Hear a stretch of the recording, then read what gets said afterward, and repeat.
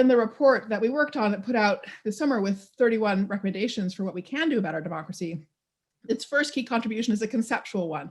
It's the idea that our job is to flip the switch from that vicious cycle to a virtuous circle in which we reform our institutions. We make important changes so that they are responsive, they do empower people, they do deliver equal representation.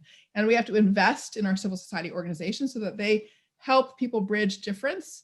And at the same time, we actually have to work on cultivating a culture that does nourish, give us reasons to feel mutually committed to each other and to our constitutional democracy. So we need a virtuous circle linking healthy institutions, a civil society that helps us bridge, and then a culture that restores solidarity, in effect, so that we can rebuild the bonds among us that make it possible to make good and healthy decisions for all of us together when we face a crisis like the pandemic or ongoing crises like income inequality and issues of racial justice.